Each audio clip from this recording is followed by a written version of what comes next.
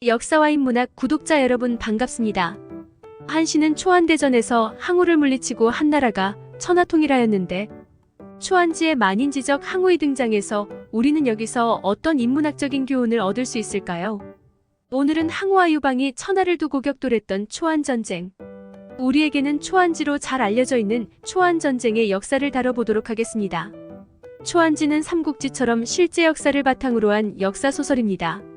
하지만 우리가 알고 있는 삼국지가 극적인 장치를 위해 실제와는 다르게 많은 부분이 각색되었듯이 초안지도 극적 효과를 위한 허구적 장치들이 많습니다. 그래서 역사와 인문학에서는 소설 초안지는 배제하고 실제 역사서인 사기, 하우공기 한고조본기 등에 기록되어 있는 역사적 사실만을 참고해서 초안전쟁사를 다루어 볼까 합니다. 그럼 시작합니다. 때는 춘추전국 시대 이후 진시황이 천하를 통일하고 진나라를 세웠을 때였습니다.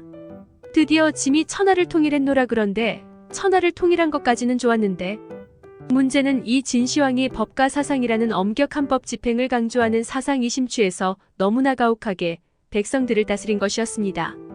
백성들은 기어오르는 것 봐주면 안 돼, 여차하면 죽여서 공포 분위기를 조성해라. 당시 얼마나 법이 가혹했냐면 베이징에 살던 백리장성 같은 건축물을 짓는 인부가 있었는데 이 인부가 비가 너무 많이 내려서 도저히 약속 시간에 건설 현장에 도착할 수 없는 상황이 되었어요.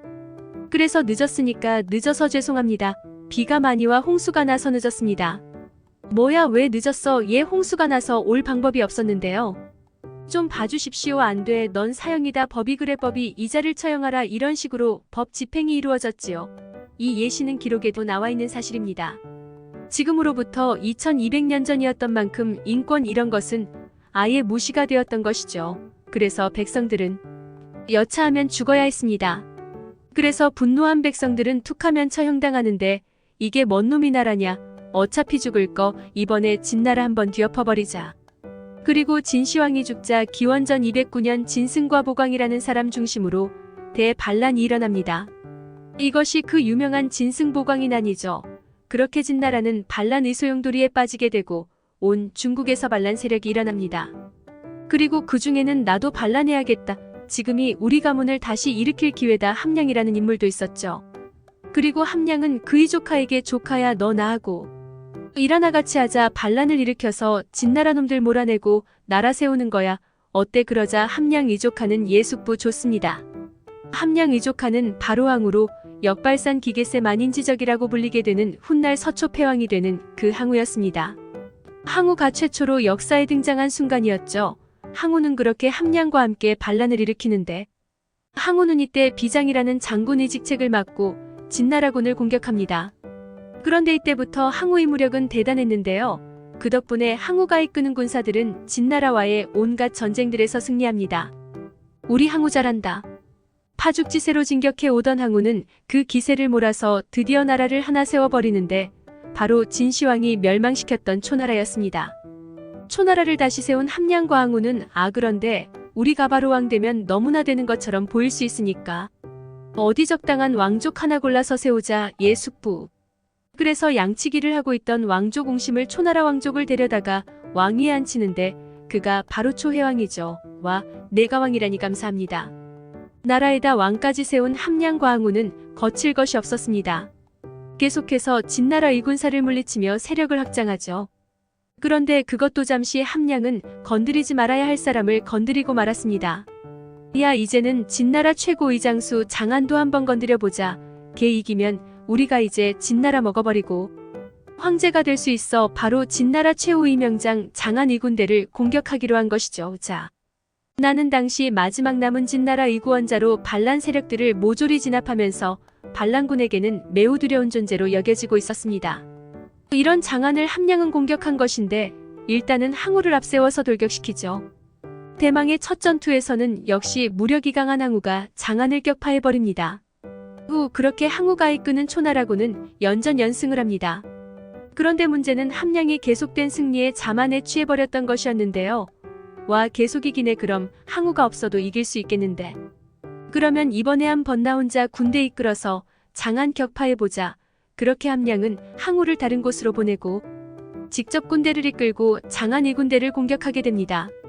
그런데 항우가 없던 초나라군은 장안의 전략에 휘말려 대패를 당하고 맙니다.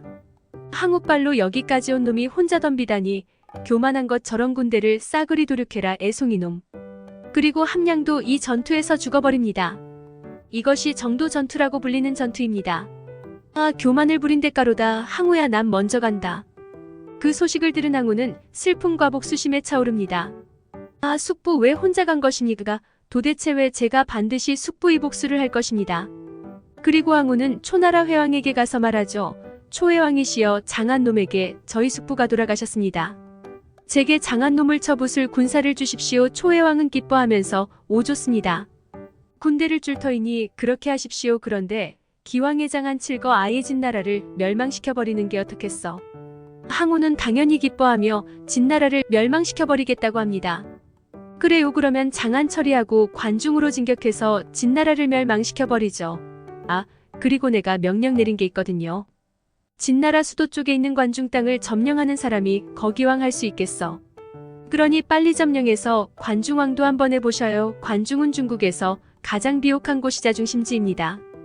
우리나라로 치면 서울이죠. 주나라 이래로 관중 지역은 한나라, 수나라, 당나라를 포함해 12개 왕조의 수도가 될 정도의 요충지였죠. 그래서 관중왕이 된 것은 천하를 제패할 힘을 갖게 되는 거나 다름없었습니다. 항우는 그래도 좋습니다. 장안이든 관중이든 모조리 끝장내버리겠어. 그리고 항우는 먼저 장안이 공격 중이던 조나라로 향합니다. 항우는 빠르게 조나라에 도착하기를 기대하며 군사들을 재촉한다. 그런데 항우에게 갑자기 뜬금없는 명령이 내려왔으니 항우야, 너무 전투 많이 했지. 아니, 좀 쉬었다가 공격하는 게 어때? 바로 대장군 송이가 좀 쉬었다가 전쟁하자고 명령을 한 것이었습니다. 항우는 아직은 지위가 그렇게 높지는 않아서 대장군 송이의 명령을 받고 있는 상황이었는데, 이 송이라는 사람은 항우의 복수에는 관심이 없고 그저 자신의 입속을 채우는 데 만혈안이 되어 있는 사람이었습니다. 항우는 이런 송이의 말에 화가 납니다. 예, 아니, 빨리 장안을 쳐야 할 거 아닙니까? 뭘 쉬자는 거예요. 그러나 송이는 야, 이렇게 군사 많이 있는데 어차피 우리가 이길 거 병사들도 쉬게 하다가 나중에 치면 되잖아. 그럼 그렇게 하자. 알았지? 여봐라, 행군을 중지하라. 그렇게 송이는 군대를 정지시켜버리는데요. 그 이유는 군사도 이끌게 되었겠다. 권력이 좀 세졌으니까 권력을 이용해서 재산을 좀 채우고 자기 아들도 재상으로 만들어주려고 거기에만 신경 쓰기 위해서였습니다. 그리고 아들을 끝끝내 재상으로 만들고 그걸 더 축하한답시고 파티를 합니다. 그래서 항우는 안 되겠다, 저놈 죽여야겠어. 항우는 그래서 새벽에 송이를 기습해서 송이를 영모제라고 대충을 버무려서 죽여버리고 자신이 대장군이 자리에 오릅니다. 그런데 이렇게 하면 당연히 다른 장군들의 반발이 있을 법도 한데요. 그러나 다른 장군들은 항우의 압도적인 카리스마가 두려워서 아무런 말도 못하고 항우를 대장군으로 바로 인정합니다. 자, 내가 역적 송이를 죽였다. 내가 역적이라 면역적이야 알지? 예, 그럼 다들 불만 없는 걸로 알고 장안 치러 가자. 예.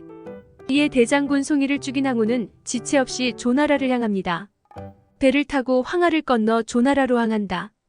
그런데 항우는 조나라에 도착하자마자 뜬금없는 명령을 내립니다. 타고 온 배를 모두 부숴라. 초나라 군사들은 당연히 당황했죠. 예, 아니, 그럼 돌아갈 때는 어쩌고요? 내 놈들에게 돌아갈 곳 따위는 없다. 여기서 결판 내지 못하면 내 놈들은 다 죽는 거야. 그리고 밥도 못 먹게 솥단지들도 전부 부숴버려라. 그렇게 항우는 솥까지 다 부숴버리게 시켰고 이제 항우군에게는 단 3일 분량의 양식밖에 남지 않게 됩니다. 항우는 2, 3일 동안 장안 2군대를 격파치 못하면 다 같이 죽자, 이런 식의 배수진 전략을 구사한 것이었죠. 내 놈들 살고 싶으면 내 앞에 장안 이목을 가져와야 할 것이다. 전군 공격하라는 항우의 명령에 초나라군은 장안 2군대에게 어마어마한 기세로 돌격합니다. 당연히 초나라군은 이기지 못하면 끝이다. 무조건 3일 안에 끝내야 하기 때문에 초인적인 힘을 발휘해서 싸웁니다. 그리고 진나라군과 무려 9번이 대전을 벌이는데요. 대전은 한 번 하기에도 어마어마한 군사력이 드는데 9번이나 대전을 벌인 것이죠. 그만큼 초나라하고는 사력을 다해 싸우고 있는데요. 이런 초나라 군사들에 대해 나타낸 기록이 있으니 사기 항우본기에 따르면 초의 전사들은 한 명이 10명을 당해내지 못하는 사람이 없었으며 부르짖는 소리는 천지를 뒤흔들었다. 바로 이것이었죠. 초나라가 상대한 장안의 진나라는 만만치 않은 상대였습니다. 당시 온갖 반란을 소탕하고 항우의 공격만 막아내면 모든 반란을 진압할 수도 있었던 당대 최강급이라 불리던 군대였지만 항우군이 기세, 그리고 무엇보다 항우의 용병술과 무력은 그것을 가볍게 뛰어넘는 것이었습니다.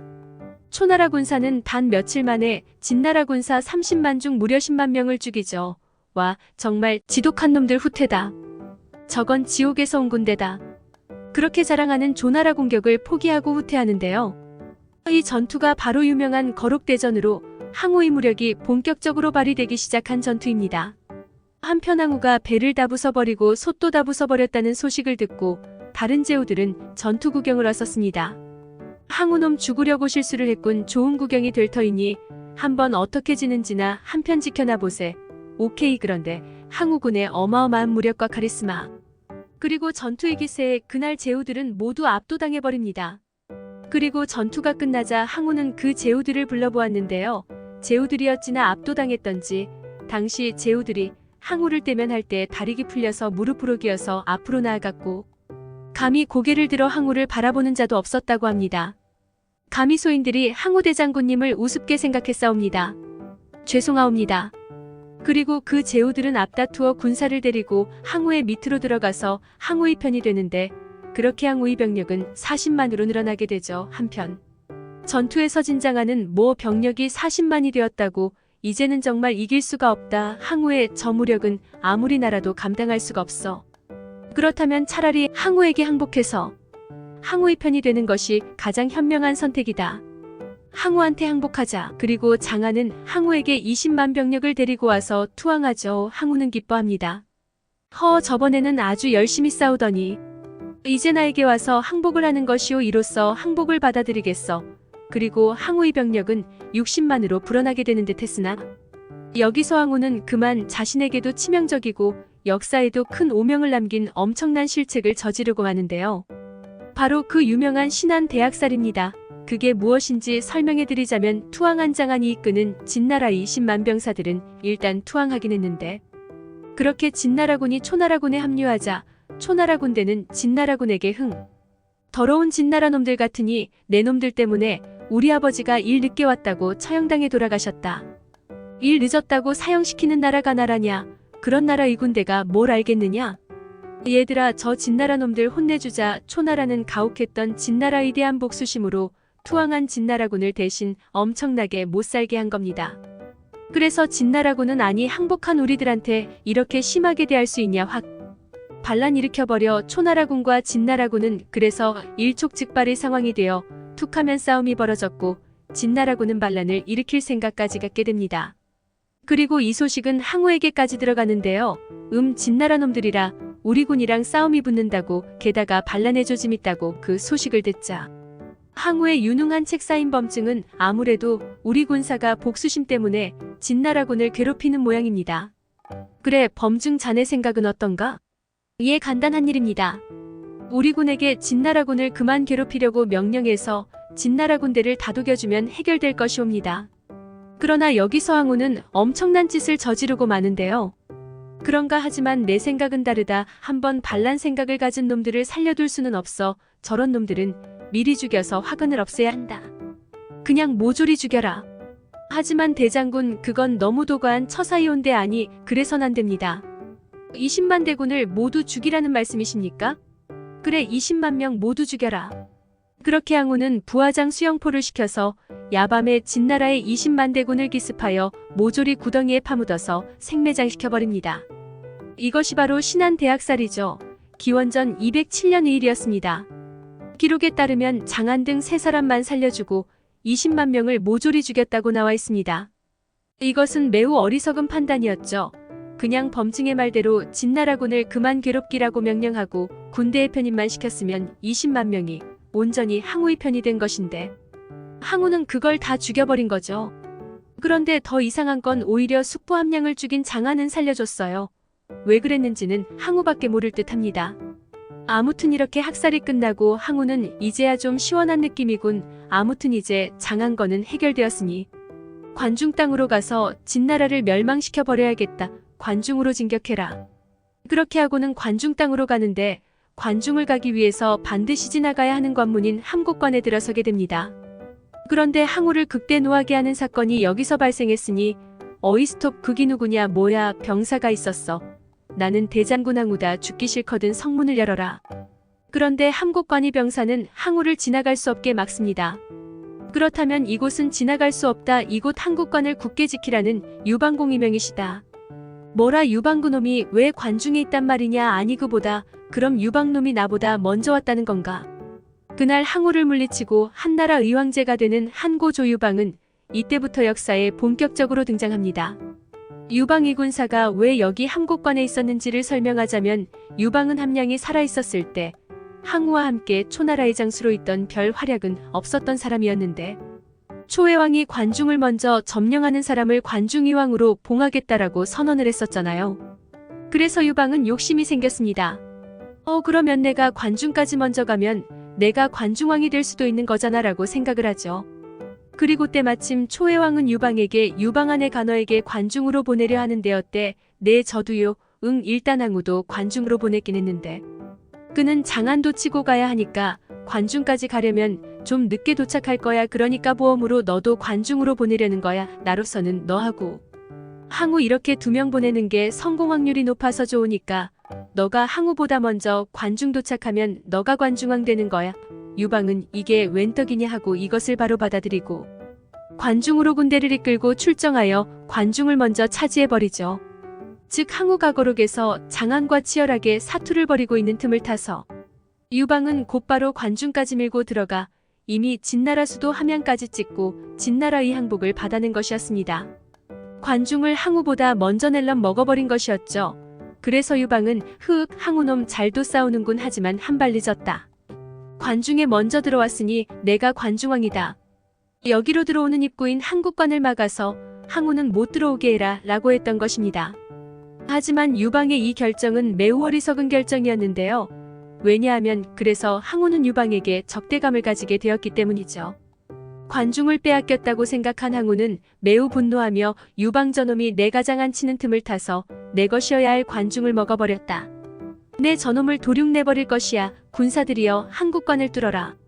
그렇게 항우는 유방 군사가 지키던 함곡관을 가볍게 뚫어내고 40만 대군을 이끌고 유방에게 진격하기 시작했습니다. 그런데 유방의 군사는 10만에 불과하죠.